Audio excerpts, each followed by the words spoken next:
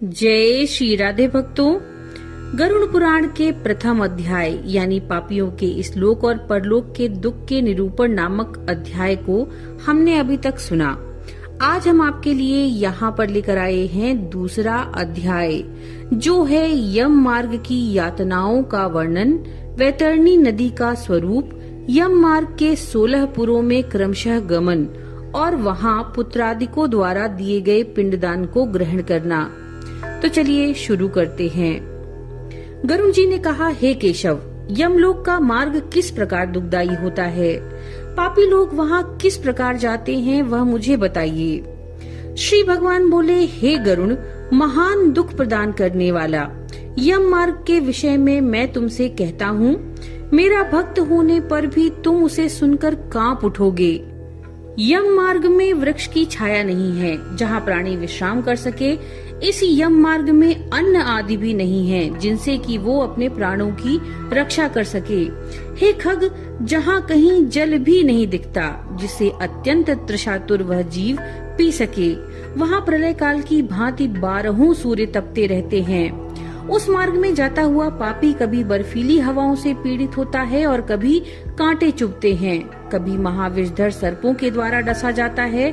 वह पापी कहीं सिंहों, व्याघ्रों और भयंकर कुत्तों द्वारा खाया जाता है, कहीं वृक्षों द्वारा डसा जाता है और कहीं उसे आग से जलाया जाता है।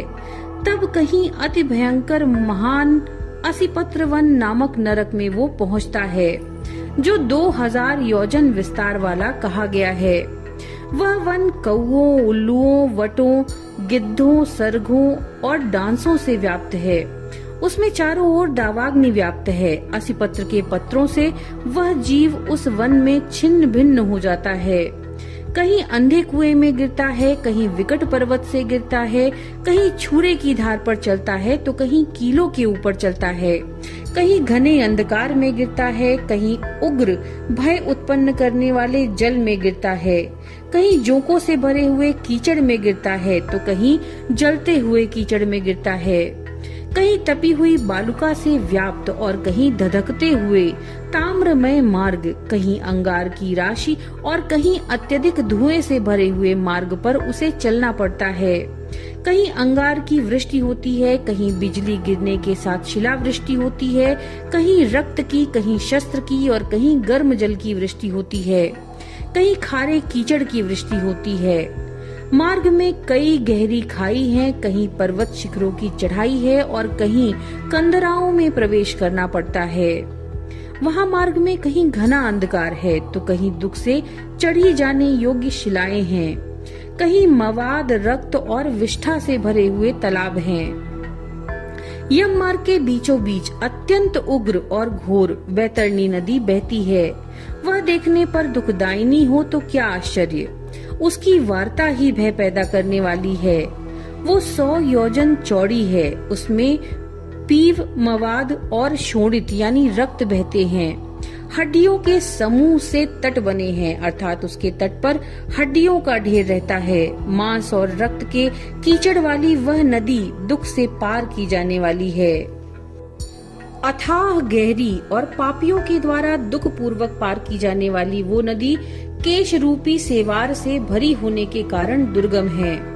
वह विशाल काय ग्राहों से व्याप्त है और सैकड़ों प्रकार के घोर पक्षियों से आवृत है।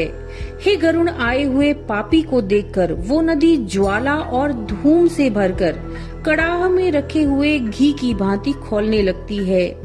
वह नदी सुई के समान मुख वाले भयानक कीड़ों से चारों ओर व्याप्त है। वज्र के समान चोंच वाले बड़े बड़े गिद्ध और कौवों से घिरी है।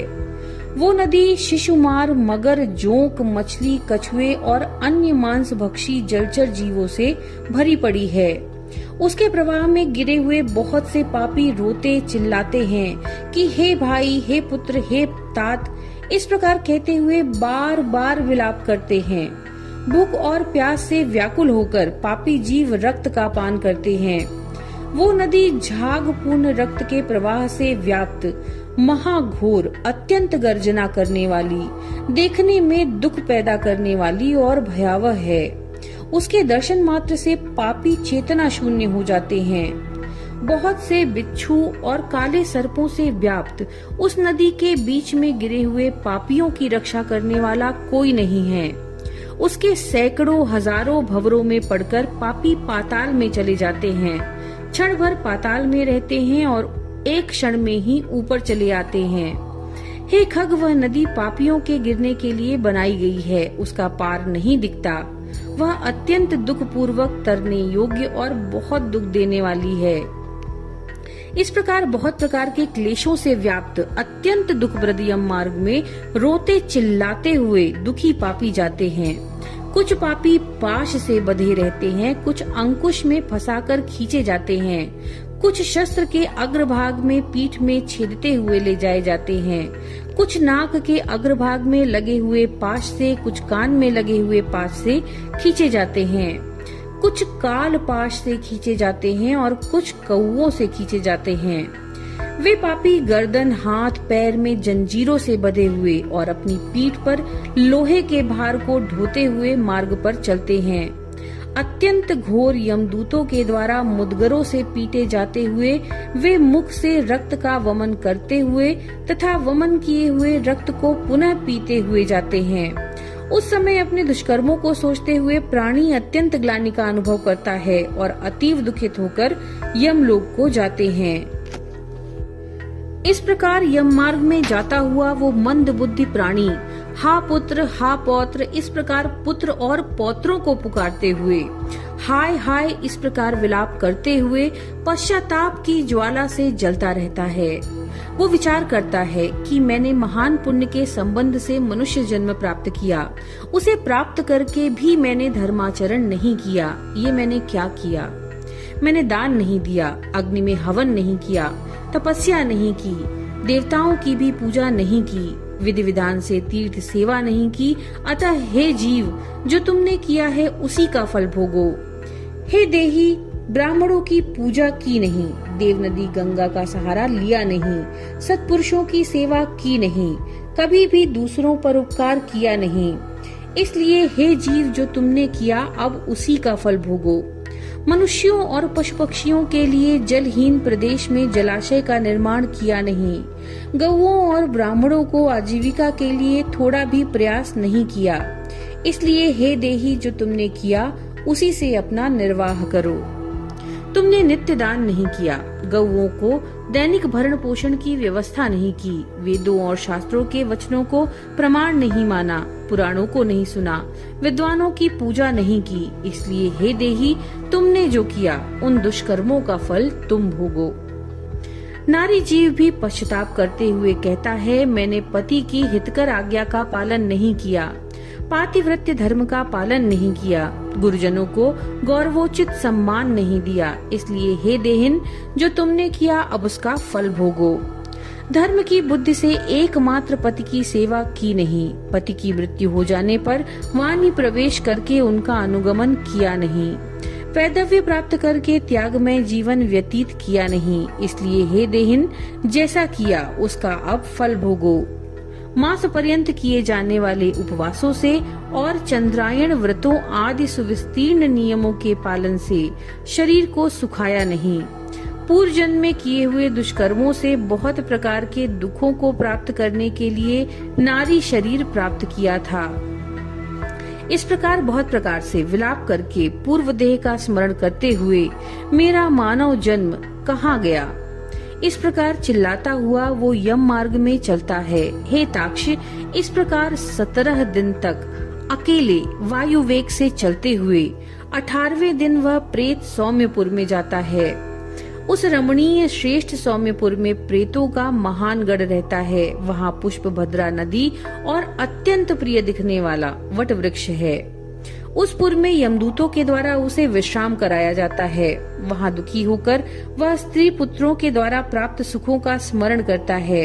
वह अपने धन, भृत्य, पौत्र आदि के विषय में जब सोचने लगता है तो वहाँ रहने वाले यम के किंकर उसे इस प्रकार कहते हैं, धन कहाँ है, पुत्र कहाँ है, पत्नी कहाँ है, मित्र कहाँ है, बंधु बांधव कहाँ है। हे मूढ़, जीव अपने कर्मों पार्जित फल को भोगता है, इसलिए सुदीर्घ काल तक इस यम मार्ग पर चलो। हे परलोक के राही, तू ये जानता है कि राहगीरों का बल और संबल पाथेय ही होता है, जिसके लिए तूने कोई प्रयास नहीं किया। तू यह भी जानता था कि तुम्हें निश्चित ही उस मार्ग पर चलना होगा और उस रास्ते पर कोई भी लेन देन नहीं हो सकता। ये मार्ग तो बालकों को भी विदित रहता है। हे मनुष्य, क्या तुमने इसे सुना नहीं? क्या तुमने ब्राह्मणों के मुख से पुराणों के वचन नहीं सुने? इस प्रकार कहकर मुद्गरों से पीटा जाता हुआ वह जीव गिरते पड़ते दौड़ते हुए बलपूर्वक पाशों से खींचा जाता है। यहाँ स्नेह अथवा कृपा के कारण पुत्र पौत्रों द्वारा दिए हुए मासिक पिंड को खाता है। उसके बाद वह जीव सौरीपुर को प्रस्थान करता है। उस सौरीपुर में काल के रूप को धारण करने वाला जंगम नामक राजा रहता है।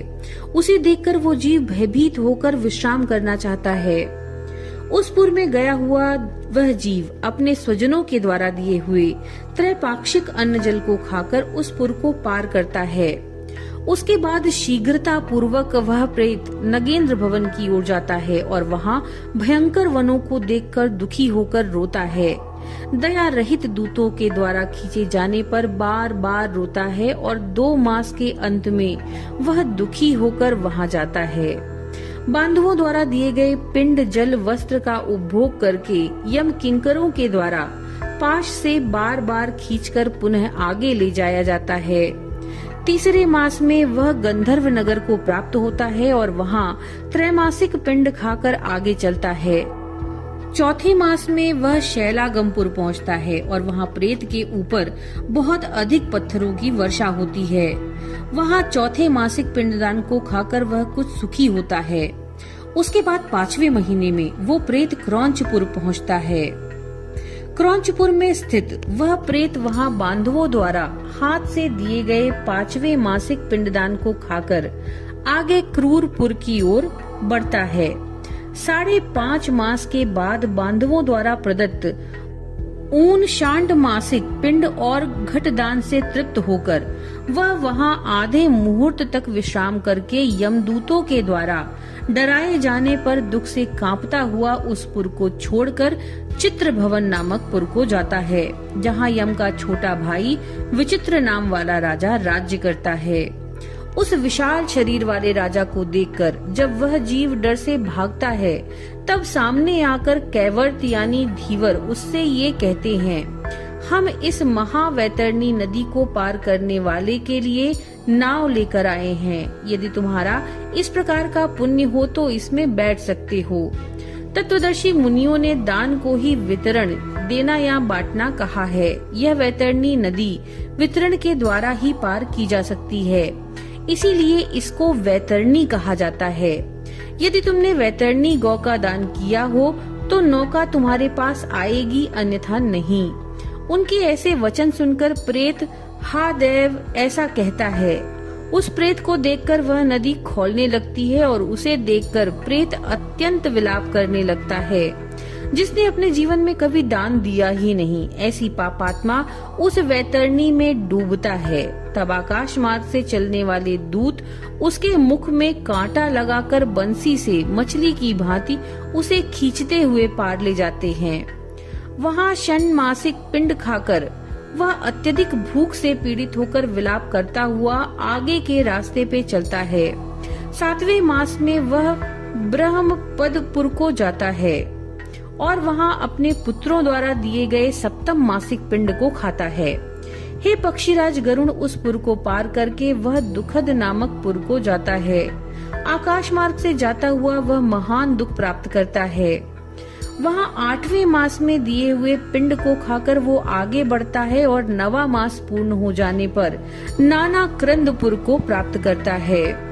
वहाँ क्रंदन करते हुए अनेक भयावह क्रंदगढ़ों को देखकर स्वयं शून्य हृदय वाला वह जीव दुखी होकर आक्रंदन करने लगता है। उस पुर को छोड़कर वह यमदूतों के द्वारा भयभीत किया जाता है और 10वें महीने में अत्यंत कठिनाई से सुतप्त भवन नामक नगर में पहुंचता है। वहाँ पुत्रादि से पिंडदान जलांजलि प्राप्त करके भी वह सुखी नहीं होता। 11वां मास पूरा होने पर वो रौद्रपुर को जाता है और पुत्रादि के द्वारा दिए हुए एकादश मासिक पिंड को वहां खाता है। 11.5 मास बीतने पर वह जीव पयोवर्षण नामक नगर को पहुंचता है। वहां प्रेतों को दुख देने वाले मेघ घनघोर वर्षा करते हैं। वहां पर दुखी वह प्रेत ऊनाब्दिक श्राद्ध के पिंड को खाता है। इसके बाद वर्ष पूरा होने पर वो जीव शीताड्य नामक नगर को प्राप्त होता है, जहां हिम में से 100 गुनी अधिक महान ठंड पड़ती है। शीत से दुखी तथा क्षुधित वह जीव इस आशा से 10 दिशाओं में देखता है कि शायद कहीं कोई हमारा बांधव हो जो मेरे इस दुख को दूर कर सके। तब यम के दूत कहते हैं कि तुम्हारा ऐसा पुण्य कहाँ है। फिर वार्षिक पिंड को खाकर वह धैर्य धारण करता है। उसके बाद वर्ष के अंत में यमपुर के निकट पहुंचने पर वह प्रेत बहुभीतिपुर में जाकर हाथ भर माप के अपने शरीर को छोड़ देता है। हे पक्षी, पुनः कर्म भोग के लिए अंगुष्ठ मात्र के वायु स्वरूप यातना देह को प्राप्त करके वह यमदूतों के साथ जाता है। हे कश्यपात्मज, जिन्होंने और्ध्वदेहिक मरणकालिक दान नहीं किए हैं, वे यमदूतों के द्वारा दृढ़ बंधनों से बंधे हुए अत्यंत कष्टों से यमपुर को जाते हैं। हे आकाशगामी, धर्मराजपुर में 4 द्वार हैं, जिनमें से दक्षिण द्वार के मार्ग का तुमसे वर्णन कर दिया। इस महान भयंकर मार्ग में भूख, प्यास और श्रम से दुखी जीव जिस प्रकार जाते हैं वह सब भी मैंने तुम्हें बतला दिया। अब और क्या सुनना चाहते हो। इस प्रकार गरुड़ पुराण के अंतर्गत सारोद्धार में यम मार्ग निरूपण नामक दूसरा अध्याय पूरा हुआ। नमो नारायण।